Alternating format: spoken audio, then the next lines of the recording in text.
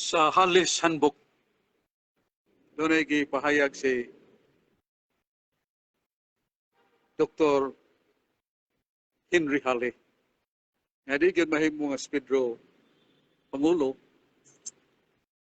Kaya wag ito mabasa sa Biblia nga siya obispo. Kay ang bishop must be the leader of the ecclesial community. Yawa tayo mabasa nga si Pedro taggan Diyos siya gahom sa pagdumala sa iglesyang ituko ni Kristo. Managibalik-balik na ni Dr. Halley's Handbook to destroy nga si Pedro inihala ni Kristo siyang simbahan. Ang unang tubag na ito, na ibabasa. Si Pedro, obispo.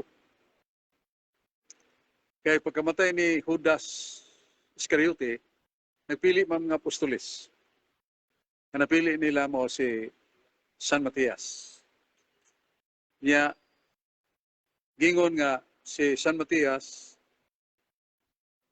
sa English, he replaces the bishopric of Judas. Siya ni puli sa pagka-obispo ni Judas Iscariote.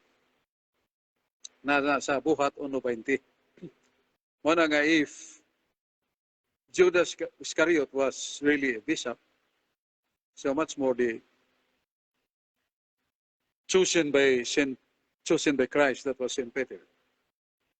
Na siya obispo. Ya, si Kristo obispo sad. Mabasa nato na sa 1 Pedro 2:5. Nga mingon si San Pedro nga nagkatibulaag mo kaniadto karon nahipos na. Ibalik na mo sa shepherd and the bishop of souls, and that is Christ. Ibalik na mo sa magbalantay sa karnero o bispo sa makalag na mo sa Kristo. May even Christ is also a bishop. Kanya ang duha ka otoridad nga gihatag ni Kristo ni Pedro, paghatag Yahweh ug atong pagtugyan niya sa mga karnero. Unahan nato paghatag Yahweh nasa San Mateo 28:19. Naningon si Jesus, Pedro dawata ang mga Yahweh. Sa kung sa imong gapuson sa yuta, ginapos sa langit. Kung sa imong ubaran sa yuta, hinubaran sa langit. Kaya kung natong sundan ang Isaias 21:22, nangingon nga ang hatagan og Yahweh adunay kagahuman. Siya ay makasira, way makabli, siya ay makabli, way makasira. Ang kagamhanan igatungtong di siya nga baga, unya mahimo siyang amahan.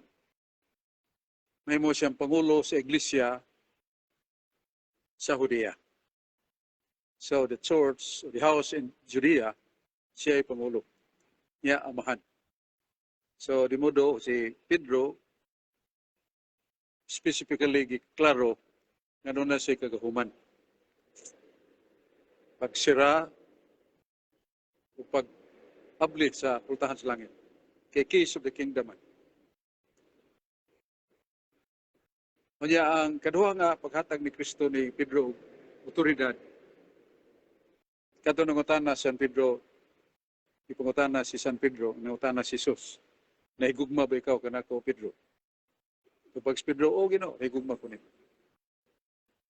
Sipsipa nga akong mga karnero. Balik niya, nahigugma ba ikaw kanako Pedro? Nahibaw ka Ginoo, nahigugma ko nito. Pasipsipa akong karnero. Pag ito, ningon na si Jesus, pasipsipa ang akong nating karnero. Sa Ezekiel 31:4, ang karniruhan, katauhan sa Diyos. Mana nga si Pedro, gitagan og otoridad to govern. Pasipsipa ang akong natiyog mga karnero. So, muna nga, amongst the apostles, why usa nga itaga ni Jesus o very specific nga siya mo'y mahimong amahan sa iglesia, Papa, niya pangulo sa simbahan. Pero sa 18-19 sa San Mateo, natin mabasa nga, plural na. Ang inyong gapuson sa yuta, ginapos langit. Ang inyong hubaran sa yuta, hinubaran sa langit. Meaning the bishops, ang mga apostolis. Pero ang singular, si Pedro Gyud. Mana nga sa linya sa mga lista sa mga apostolis, Pedro Gyud numero 1. Pero Alenos, Cletus, Clemente, Silvestre, Ehenius. So, hangtod na sa recent nga Santo Papa. So, wag yung nakanigar niya na. Ay, ang pangutana god nga, kining sa unang siglo, 68, 70, 90, doon na ba yung existence of leadership ni Catholic Church? Doon naman. Pedro, pulihan ni Linos, pulihan ni Cletus, Clemente. So, klaro kayo ang yan lang natong succession of leadership of the Catholic Church. Muna nga, nagsalig ta, nagtubutan niya na. Pero sa kaputang nga, ipahimugat niya sa kung Ginoo nga ang question of doctrine will be resolved by biblical Holy Scripture support. Nga nag-support sa Biblia. Gisgota sa karon pista sa Minglanilla ang Immaculate Conception of Mary or the crowning of Mary today.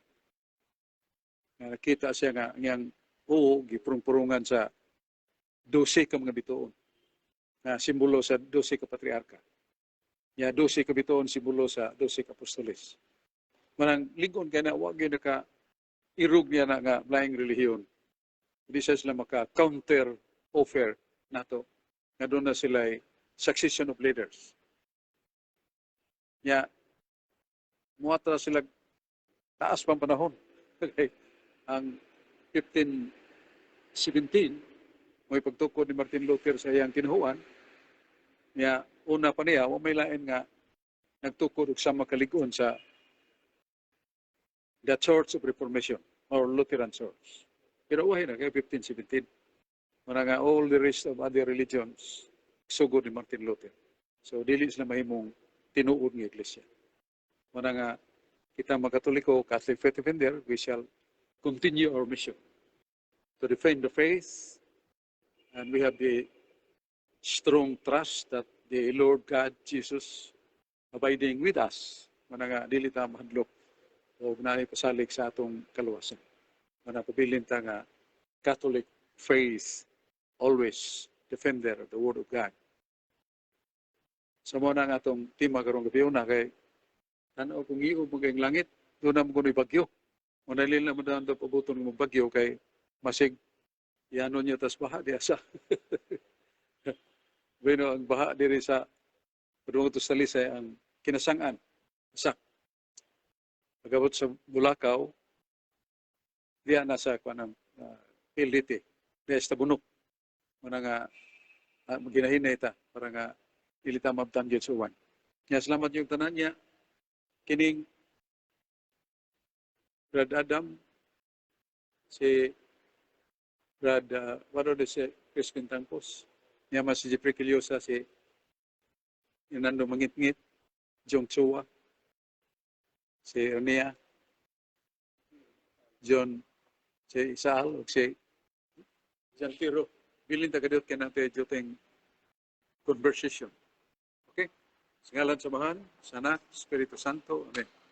Salamat Ginoo sa mga kayuhan nga mong nadawat, sa mga grasya nga mong naangkon. Luasa kami tanan sa mga datang itabo, disgrasya, mga datang espiritu, gusto mo hamo ka na to, o ang gahom ni Kristo, iyang panalangin, o ang mga anghel magbalantay, makuyog na to, hangtod sa itong pagpauli, karon og sige hapon, sa katuigan, muli katapusan. Amen. Singan samahan sa Espiritu Santo.